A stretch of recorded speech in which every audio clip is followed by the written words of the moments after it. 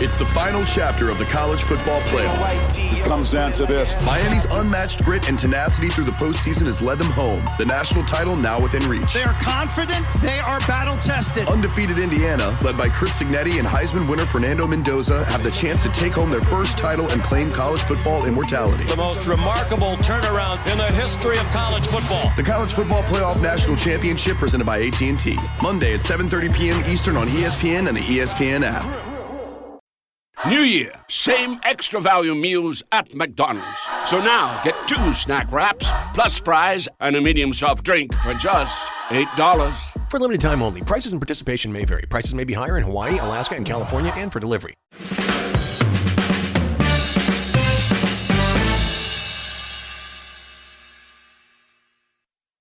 Welcome, no question about that. Today I've got Jonathan Allsopp, who's the author of a new book on FC United called This Thing of Ours. Jonathan, welcome to the show. Hi, Ed. Ed, thanks for inviting me on. Yeah, great to have you on. Yeah, I've had George Baker on a couple of times to talk about FC United.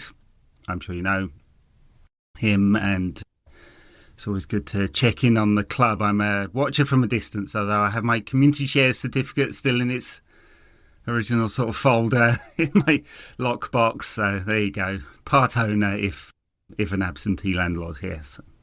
Well, congrats on the book, and it's out now in all the usual places, and it kind of covers both FC United culture in detail, but also the nitty gritty of running a football club under the pressure of like fan ownership and tight budgets and paying for Broadhurst and all of that, and kind of digs into a season of 23-24. I guess the first question is, why the book? Why now? FC United's 20th anniversary coming up. What inspired you to want to go write this? Yeah, I mean, there's probably 3 main reasons, to be honest. I mean, the first is obviously it's the 20th anniversary, and thought it'd be a good idea to have something coming out that celebrated like the first 20 years of the club. And also thought that when we first set out with our founding manifesto, one of the things we said was that above all, we wanted to be seen as a good example of how supporters can own and run football clubs, and also be of benefit to our community. But we also said at the same time that obviously we were a new club then, and it invited people to be patient, you know, in terms of like achieving those goals. And of course, patience is one of those things that football fans aren't exactly renowned for, isn't it? So I thought, like 20 years on, it might be a good point at which to kind of take stock and look how we're faring in terms of that. Those original aims, and particularly bearing in mind, you know, I mean, 20 years is a long time, but bearing in mind that we compete against clubs in the Northern Premier League that, you know, that are more than 120 years old in some cases. So yeah, there was also that reflection on our first 20 years. I think the second reason was that I felt that we got to a point where we were flying increasingly below the radar. I mean, you could go down busy roads in like North Manchester and see like adverts for the Welcome to Wrexham documentary. Mm-hmm. You know, you'd have like Rob McElhenney and Ryan Reynolds like gazing down at you as you walk down the Queen's Road in North Manchester, and I just thought, actually, you know, and that's you know that's at a point like within sort of 1.5 miles, 2 miles of Broadhurst Park. And I thought, actually, you know what? There's actually a really interesting story here, but one that's very different to the likes of Wrexham and Salford, and kind of going against it feels like there's this kind of modern day obsession with celebrity and wealth, you know, that kind of makes those stories around Salford and Wrexham obviously attractive in terms of who the owners of the football club are. But I thought, actually, barely a couple of miles from there is actually a really good story to tell, which, you know, approaches owning a football club from a completely different perspective. It's a collective of of 2,500 people. So, that was a big motivation behind it, but actually telling that story. And one of the key themes I think that comes through the book is the fact that we are a collective, and we don't have, we don't have that wealthy individual in the background who's able to like bail us out when times are tough.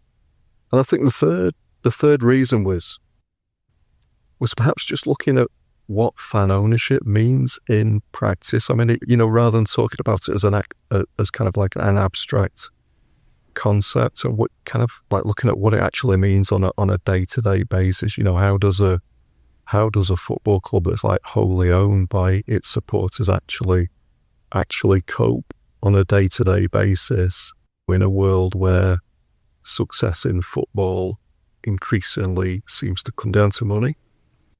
So those were the three main motivations. In your introduction, you make the comparison with Wrexham and the sort of different trajectories of the two clubs.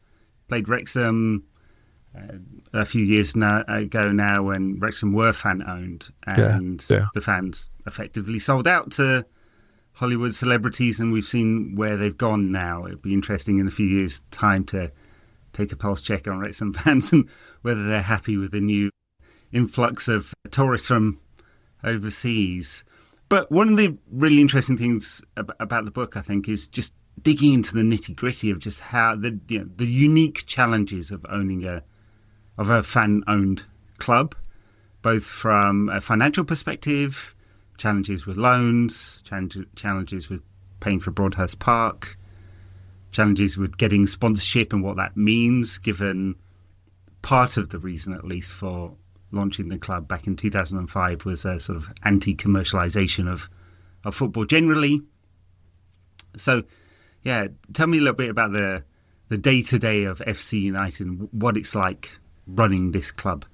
Yeah, I mean, I think you've touched on some of the challenges. I mean, it's as an overall experience. I mean, I think if we go back to the very beginning. I mean, I can remember going to the meeting at the Apollo in May 2005, where one of the speakers there was Chris Stewart from AFC Wimbledon, who were really helpful back in those early days in terms of getting the club set up, heading into that first season. And one of the things he said at the time is that setting up and owning your own football club will be one of the best things that you'll ever do. And I think that's right. I think most of us that have been with FC over the last sort of 20 years would agree with that. I mean, it's been an incredible experience, but like you say, it's not without its challenges. And I think obviously one of the big ones is money, in terms of not having a wealthy financial backer who's able to step in when times are tough. And this is quite sort of covered quite widely. I mean, because my background is as an accountant in my day job, so the finances of the club as we go through the year are covered in quite a lot of detail. And because ultimately our current turnover in the year that we've just been through is £1.4 million.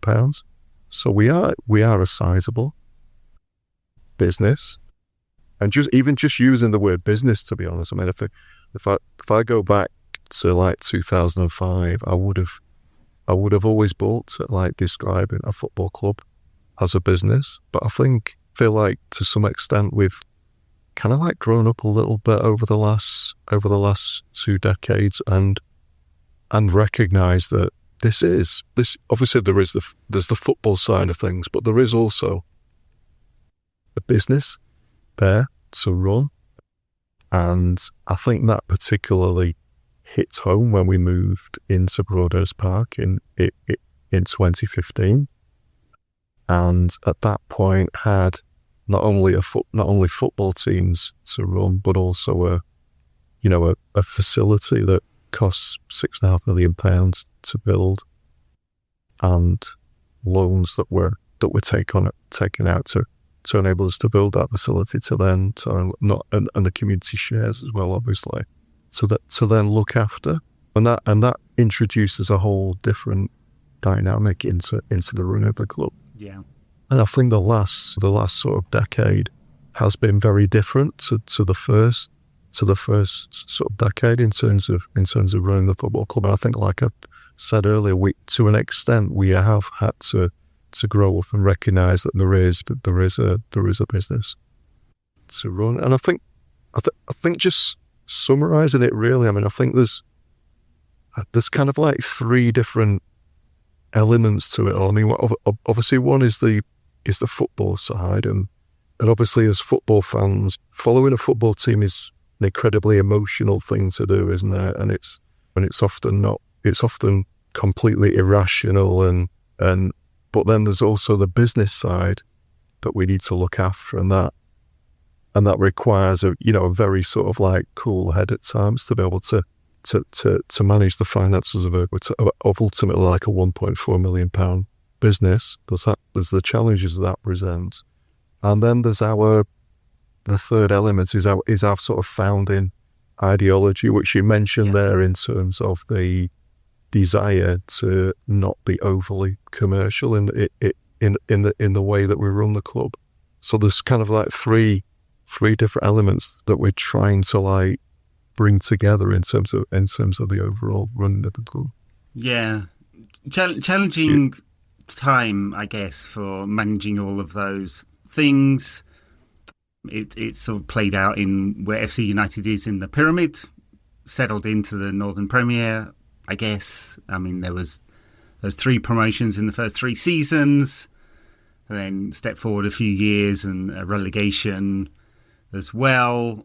Budget constraints you talk about in the book, being around mid-table in terms of what you can pay the players. Is that... I hate to talk about it like this. Is that FC United's sort of natural home in the Northern Premier League?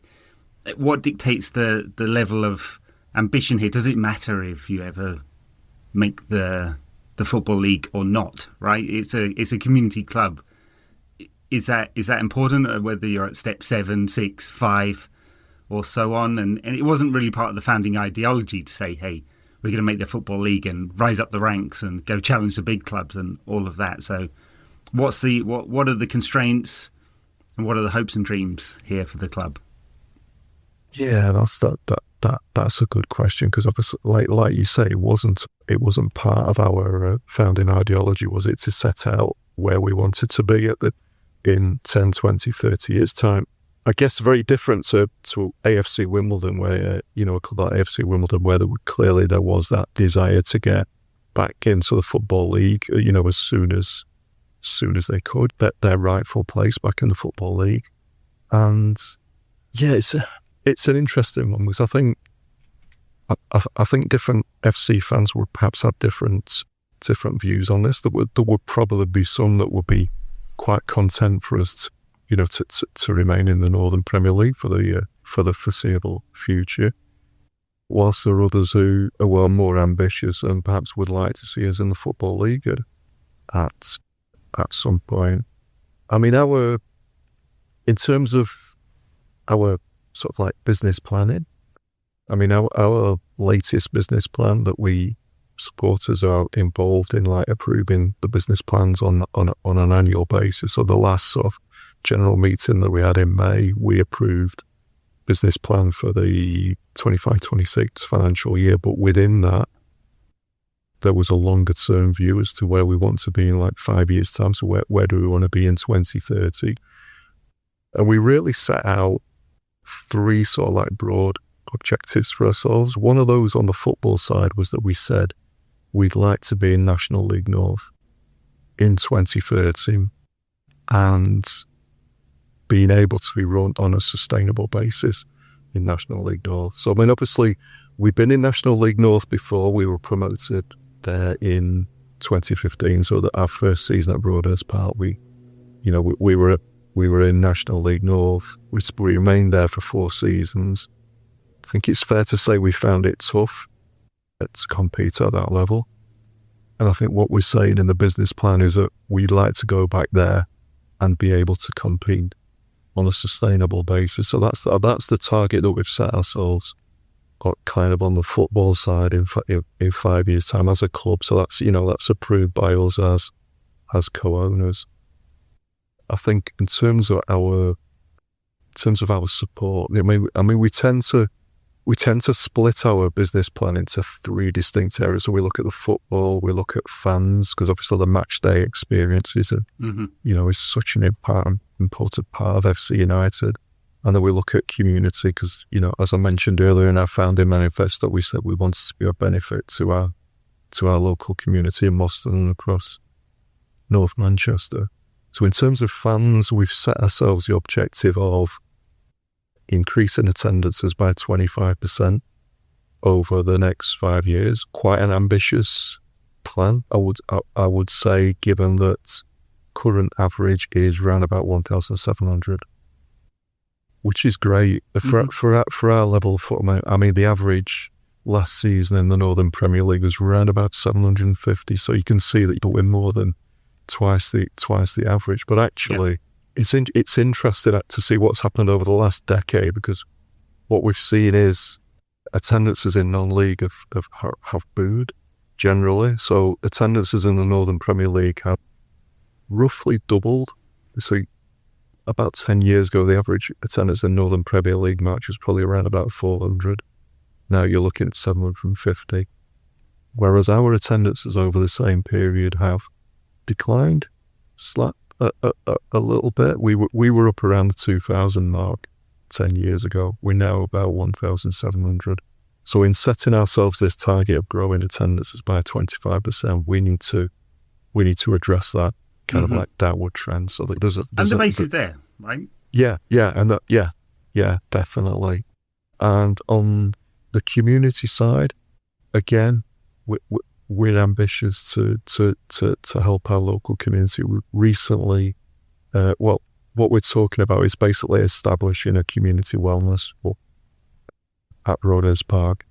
What this means in reality, I mean, we've recently entered into a sort of relationship with the local NHS around things like helping people with long-term health conditions, diabetes, heart disease, etc., to manage those conditions through like services that we can provide at our football ground. So those are the kind of ambitions that we've set ourselves for the next 5 years, and I think that they're ambitious across each of the areas. We certainly don't want to be.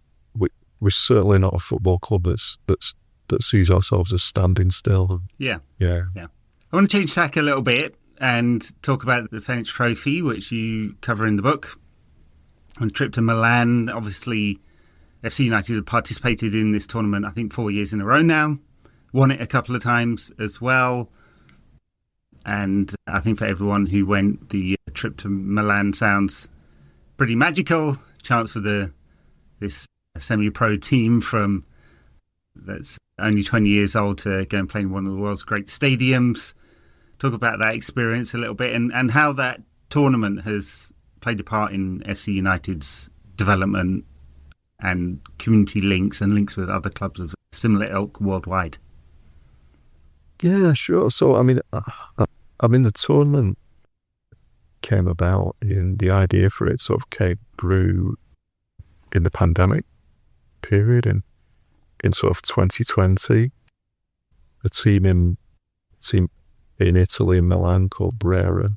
That's where a guy called Leo Aliotti that first had the idea of a tournament for sort of like-minded non-league football clubs across the continent to come together and play in a tournament. So you've got fan-owned clubs in there, but you've also got clubs with interesting histories and histories of like serving their local community. So like for instance, like the first team that we played in the tournament in 2021 was a team from Warsaw called AKSV, who were, again, they'd set themselves up as a fan-owned club. They've actually been inspired by FC United and what we've done. They were kind of going against the grain in Polish football, where they'd seen the increasing prevalence of the far right amongst Polish football supporters, and what they decided to do as a fan-owned club was try and attract immigrants in Warsaw, and particularly at the time, you've got big influx of Ukrainian refugees that were coming into Warsaw and the rest of Poland at the time. So they were trying to integrate people from different nationalities into their own football team. So it's kind of like the tournament thrives really on stories like that. And I think it's been a really interesting experience to be able to come across clubs like that and just share ideas about running clubs. And it's noticeable that there's quite a few clubs that last year we played a team in Montenegro called Fans United, based in the capital Podgorica. And again, they were saying, that they were another fan-owned club that had been inspired by sort of the FC United stories. It's quite interesting. And and in terms of the tournament, as you mentioned, the tournament when was it? Is it a couple of years ago? The final was actually held in the San Siro in Milan, which was, like you say, it was an incredible experience. And I think it was one of those weird things where when we left Manchester United to form FC United 20 years ago, we would ever thought that we'd be following a team again in Europe in the San Siro and stadiums like that. 'Cause, we thought that would have all been left behind, kind of thing. So it was an incredible experience, because you got quite a few supporters there that had actually been in the same stadium watching United in that sort of Champions League quarterfinals.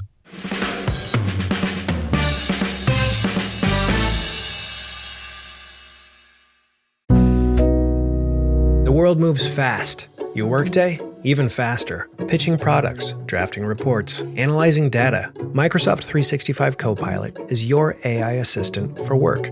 Built into Word, Excel, PowerPoint, and other Microsoft 365 apps you use. Helping you quickly write, analyze, create, and summarize. So you can cut through clutter and clear a path to your best work. Learn more at Microsoft.com/M365 Copilot. I had that dream again.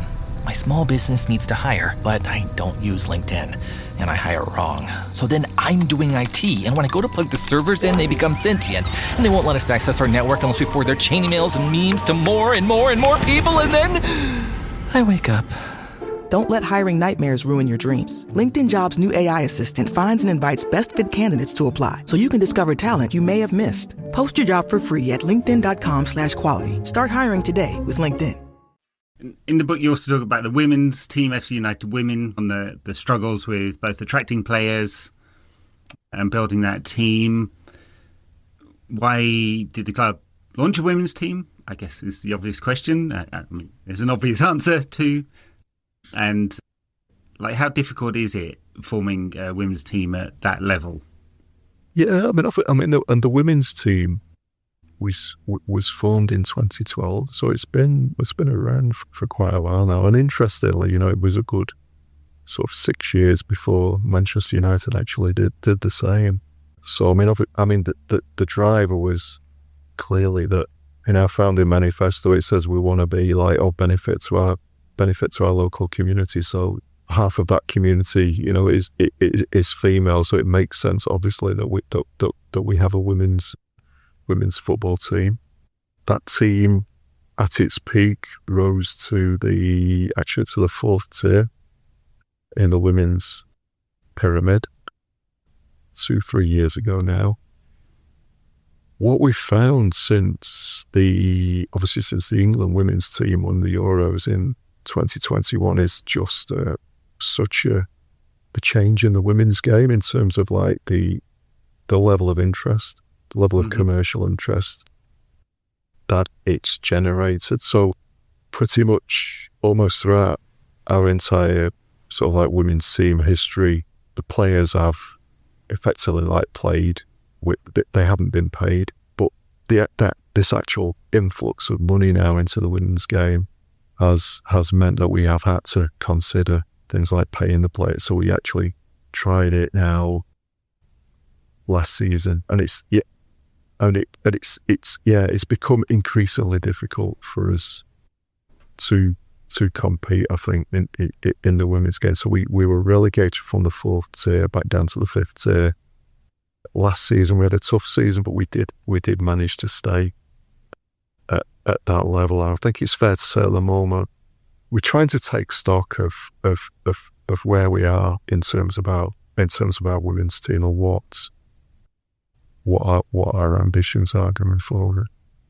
But yeah, I mean, and presumably at the 5th tier, there's not an awful lot of income there. No broadcast money, some gate receipts. It's a challenging economic model it's a challenging economic model at all levels.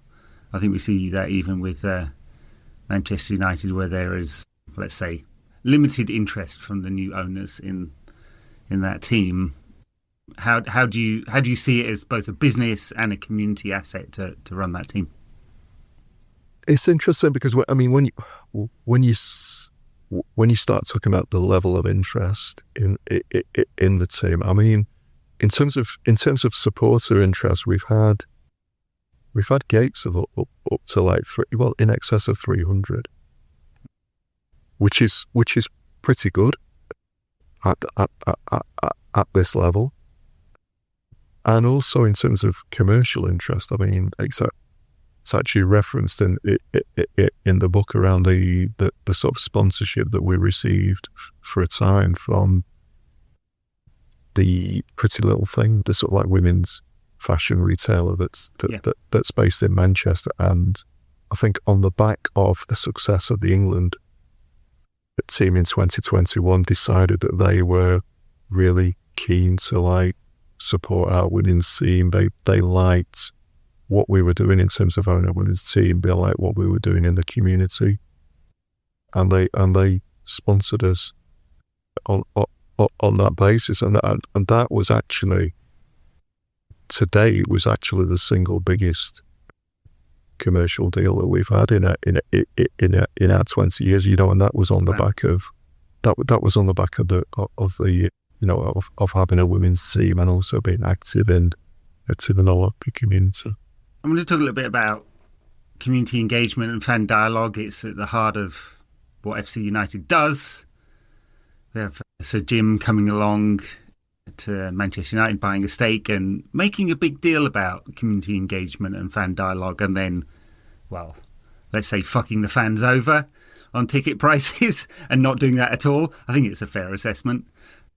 They may push back on that one.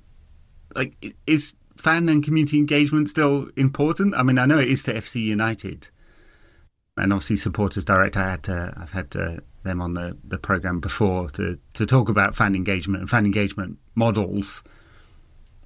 Like, how central is that going forward to FC United and to the game more generally, when it feels like clubs at the elite super level are just drifting away from fans as fans and doubling down on fans as customers and consumers of a product?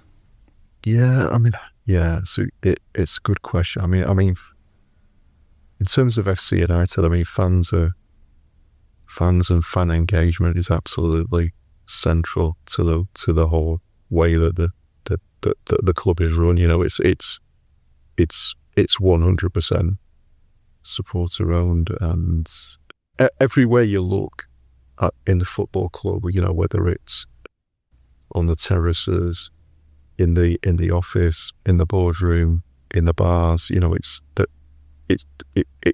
it's fans that are there, that are owning and running the football club. And in terms of we've got a collective, like I said earlier, of about 2,500 co-owners.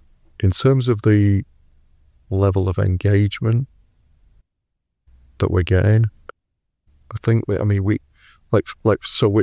a democratically run club, so we vote on things like ticket prices, kits, new season, and then as I mentioned earlier on, we play a role in like approving the annual business plans, which is obviously one of the big sort of key decisions of the year. There are lots of other issues where fans are set the agenda.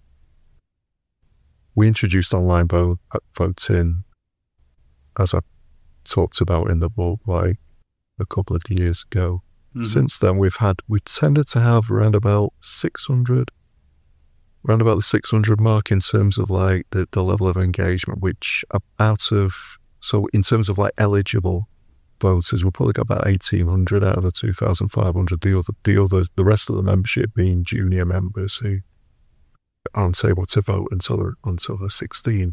So you're probably talking about a turnout of around like 30 to 33%. We'd like it to be higher, but it's still pretty good going. When you look, for instance, at like the last sort of like Greater Manchester mayoral election, I think Andy Burnham was elected on a turnout of around about 30%. So it's pretty good in that context.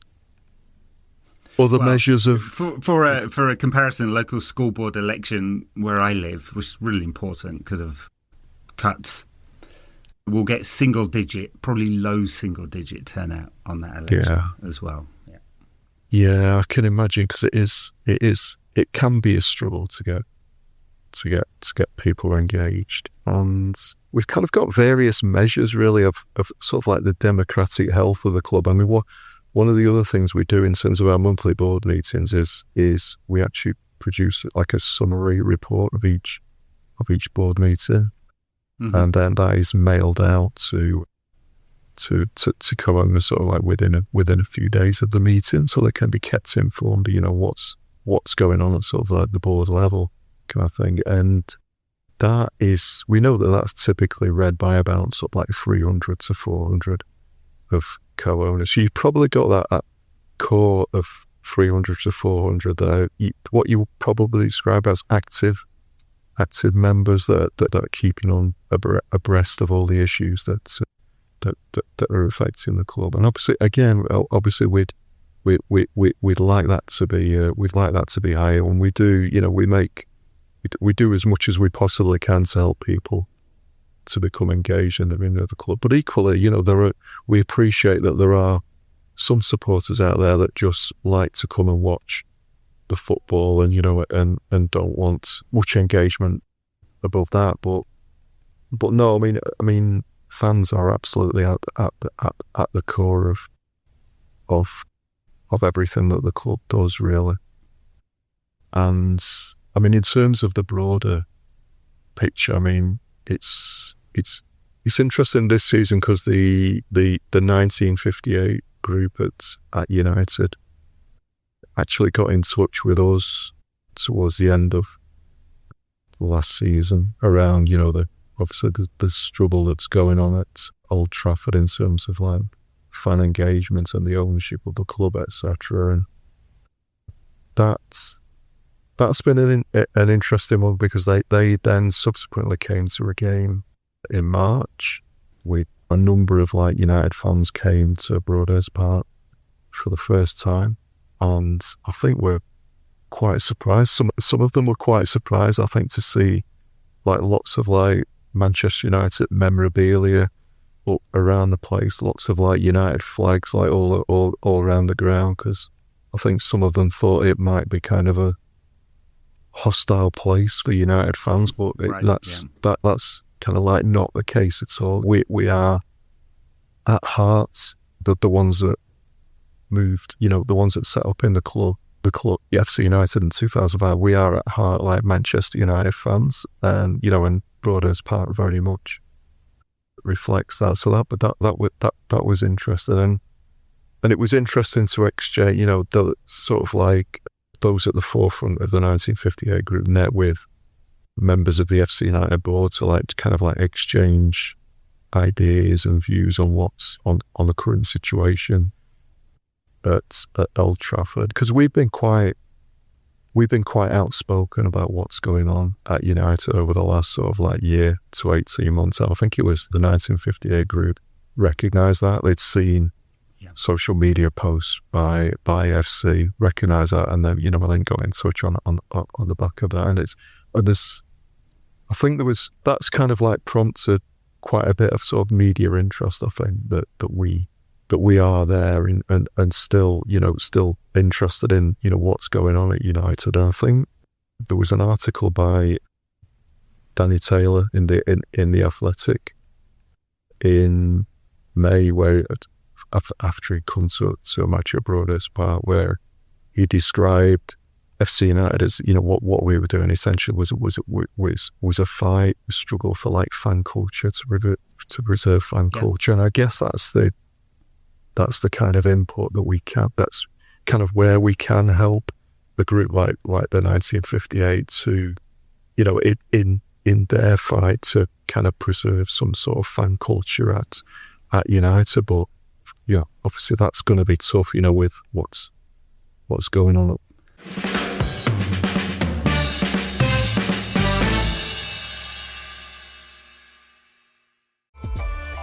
Kraft Mac and Cheese is better than 90s hip-hop. We'll remind you of your childhood without making you feel incredibly old. Kraft Mac and Cheese. Best thing ever. Yeah, I mean, it most certainly is. And it's such a global club that what does fan culture mean, in a sense, as well? There's the local fans who... many of them have been priced out over the years and are likely to get priced out again with the new ticketing arrangements. Both general price increases, individual match going price increases, and the new tiered system, which is going to make it even more difficult. There's a kind of lip service paid to fan communication. There's a fans forum. I couldn't honestly point to a thing that forum has changed the club's mind on significantly. That's not against the fans. That's more about the club. They're going to do what they want to do anyway because they're owned by a bunch of billionaires, whether American or tax exiles in Monaco. So how much do they care? Really, it's hard to say yet. Sir Jim has he talked a good game about being from Failsworth and being local and all of that, but doesn't really seem to be tapped into fan culture at all. And why would he be? Hasn't lived there for many decades now. So yeah, it's a real and very stark challenge. And it's not just Manchester United, it's across the Premier League and the Football League as well, because we see many horrendous examples of bad ownership who just don't care what the fans think. I mean, current crisis at Sheffield Wednesday, for example, with Jaziri not really being able to afford to own the club and having separated the ground from the team and the training ground. There's a very dark future, looks like that. It's just one example of many owners just not caring about fans and what fans think. All right, I wanted to talk a little bit about the boardroom, because FC United hasn't been without its political challenges over the years. The board was swept out at one point.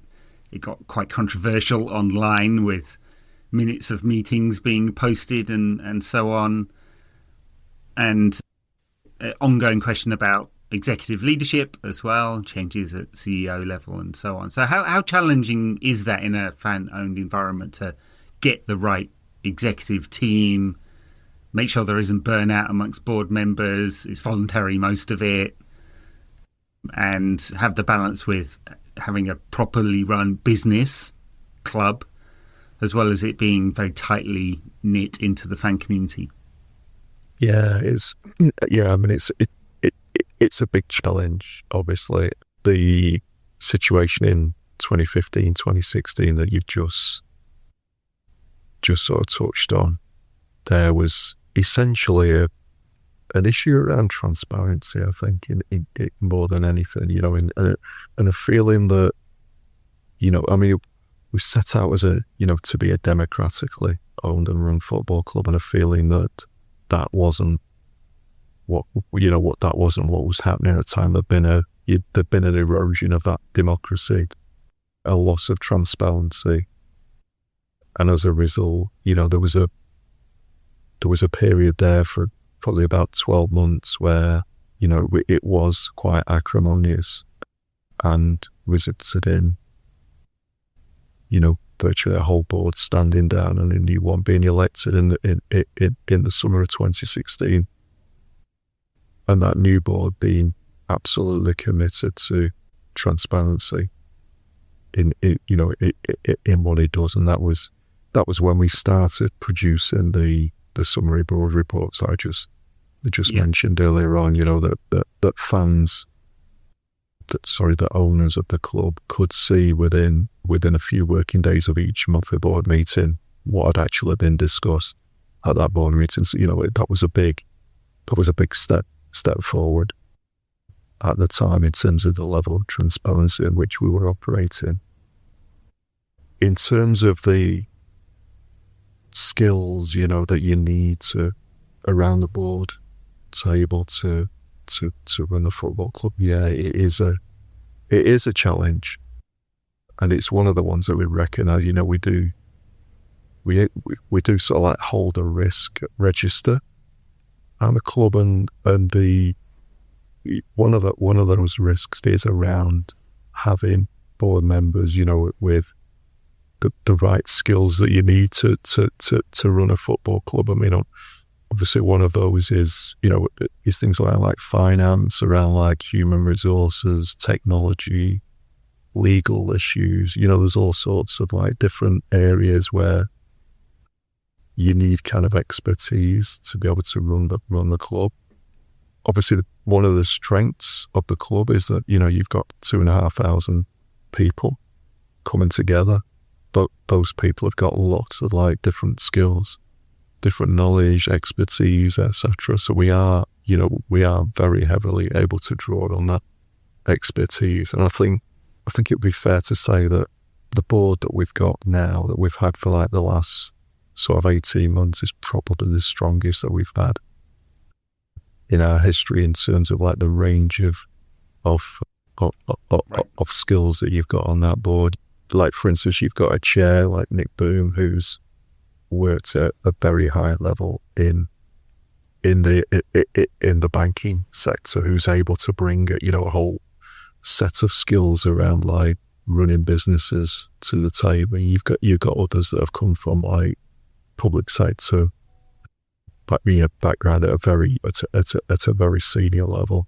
So there's others that have got like significant like commercial experience, others that have worked in the community across North Manchester and beyond. So there's a whole range of skills there that we absolutely need to run a club, and it will be, you know, it does present a challenge going forward, because inevitably you do get burnout. I think there's probably a useful life for any sort of board member, and it's that the board that we've got at the moment, a lot of those board members are working like very long hours on FC United related business, and there's only so long that you can do that for. So it does, like you say, it does present a challenge going forward for the club. What we've done to try and address that is form committees to cover each sort of area. So we've got committees that cover like co-ownership, community, commercial, football. So each of like 6 key sort of like departments across the club. We've got a committee of co-owners, mostly with like sort of expertise in those particular areas, to take some of the pressure off the board, to deal with some of the tasks that perhaps the board haven't got sufficient capacity to deal with. And naturally, over time, you know, that involvement in the committees means you've got people that are almost but not quite operating at board level there. But it gives you a feel for what it might take to be actually on the board at FC United. And what we've seen is that a number of the current board actually started out at that committee level. I think like 3 or 4 of the current board moved, you know, stood for the board, having already been like working in at committee level. So I think that is one way that we're kind of like trying to future-proof ourselves when it comes to like future board members. What does the future of fan ownership look like? I mean, it's something you touch on in your book. Nothing stays the same. We all move forward. I mean, has this experience of building FC United kind of solidified your thinking around the importance of fan ownership? It's kind of interesting because in England, it's really at this sort of level that fan ownership operates. Obviously, we have AFC Wimbledon, who are at a slightly higher level. In Europe, in Germany, you have 50+1, so it's baked in. In Spain, it was kind of legislated for socios clubs. Don't necessarily operate quite the same way. But are you feeling confident about what fan ownership means at this time in football? Yeah, again, that's a good question. I mean, so I think, it was interesting when, for instance, like Exeter City celebrated their 20th anniversary a couple of years ago. So I think their chair at the time sort of said something along the lines of, that if ultimately as a fan-owned club, if all you're bothered about is how you feel at like 5 o'clock on a Saturday afternoon, then you're not doing it right, kind of thing, because there's much more to fan ownership than what happens on the pitch. Obviously, that's a big part of it, but in terms of like assessing the success of a fan-owned club, it's not just about what happens on the pitch. It is around things like what are you doing in your community, the long-term sustainability of the club. And it was interesting that they also said that they felt, so Exeter are currently in League One, aren't they? They're a very well-run club, but interesting that they also said that they felt that was probably the ceiling, realistically, the ceiling for them as a fan-owned club. And I think there's been a lot of Wimbledon have been like quite open, I think, about the challenges that they face, having just been promoted from League 2 last season into League 1 next season. And again, it's a similar thing. As a fan-owned club, it's very, very challenging to move into that level. And that's for clubs that are ultimately like majority fan-owned. So they've already invited investment to a certain extent. In terms of clubs like ourselves that are wholly fan-owned, I feel like realistically at the moment, the ceiling for us would probably be the National League. I mean, as I mentioned earlier, we've set ourselves that target of getting into the National League North by 2030. That next step up into the National League would then that would be another big step. But I think with an ownership model that is fully fan owned, I think at the moment getting into the Football League feels like it's a long way away. And I think it's, I mean, ultimately that was why Wrexham fans decided to do what they did in 2020, wasn't it? Because they were keen. They'd spent a long time in non-league. They were keen to get back into the Football League. Felt that fan ownership was kind of a handicap to that, and so invited that investment. And I mean that was what they were, what they wanted to do in terms of their club, and good luck to them. There was perfectly good reasons why they wanted to do that. And equally, you're seeing other clubs. We're looking around at the moment. I mean, there's only, when you look at supporter ownership across England in football, there's only 37 supporter-owned clubs. I mean, when you think that there's more than 1,000 football clubs in like the top 10 tiers of the English football pyramid, so less than 4% of clubs are fan-owned. Within that, you've got clubs like Exeter and Wimbledon that are majority fan-owned.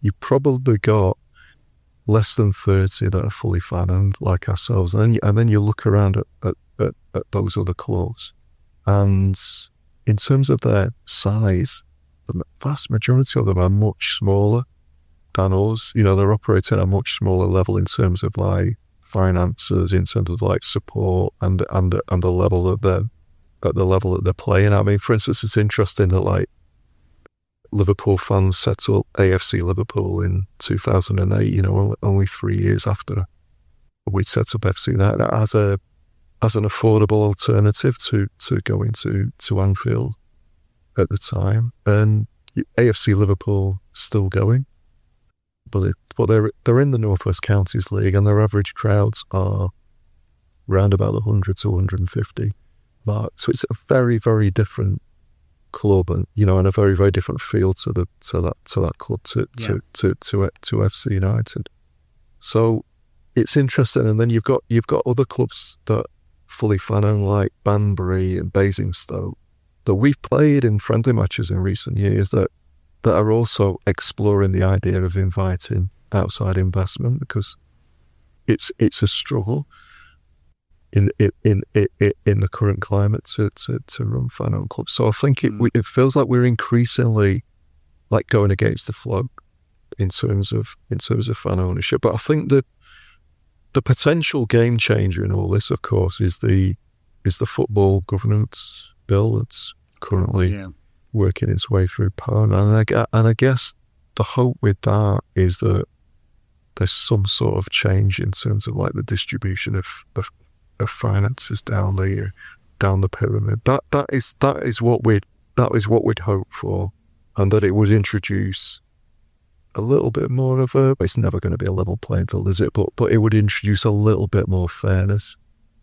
into the process. That's the hope. But you know, it's at the moment it tends to be a conversation around like effectively football down to National League level. So the conversation really at the moment isn't around. It doesn't include like the likes of the Northern Premier League, which is a concern for us, because we're very clear that we want that conversation to be about the whole of the football pyramid, not just just part of it. The finance is very skewed, not just from the Premier League to the Championship, but from the Championship to League One and then the National League. I think that's probably not well understood often, or even really covered by any media at all. We'll see what happens with the football governance bill. It's unclear whether that will actually give powers to the regulator to force distribution, or whether that will come through negotiations, of course, between the Premier League and the Football League. And the thing you said about 1,000 clubs, well, they all want to kill each other because it's hyper competitive in football, and that's what makes football, both in England and worldwide, really challenging. And unless you get closed leagues, like I'm based in the States, as listeners will know, and they're all closed leagues, there's really no promotion and relegation through any of the leagues, and that makes it financially stable, I guess, but at a cost of clubs who want to be ambitious and move up the ladders and so on. So, which is very much about, that's the ethos of the pyramid, isn't it? It's a pyramid. So sometimes you want to move up. All right, well, Jonathan, fascinating book. I really enjoyed this, and as I said, I've been a watcher from afar. I don't know whether antidote's the right word here for FC United, but it's needed in a climate of football where every single Premier League club is owned by a billionaire, bar Brentford. And even there, he's, well, massively wealthy, Matthew Benham. So we need community-owned clubs to remind us that football clubs are community assets. That's where they started. Yeah. And despite the mega money, there's still that deep DNA, I think, I hope, anyway. The book's This Thing of Ours, it's out now, everywhere. I will link in the show notes for anyone who wants to purchase a copy. Jonathan, I really appreciate your time today. That's great. Thanks for inviting me on.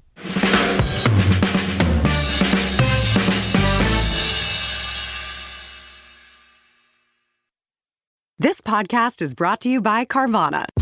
Selling your car shouldn't feel like a second job. It should feel easy. With Carvana, it is.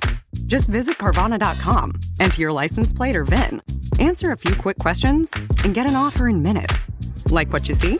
We'll pick it up right from your door and hand you your check. No haggling, no hassle, no problem. Car selling made easy on Carvana. Pickup fees may apply.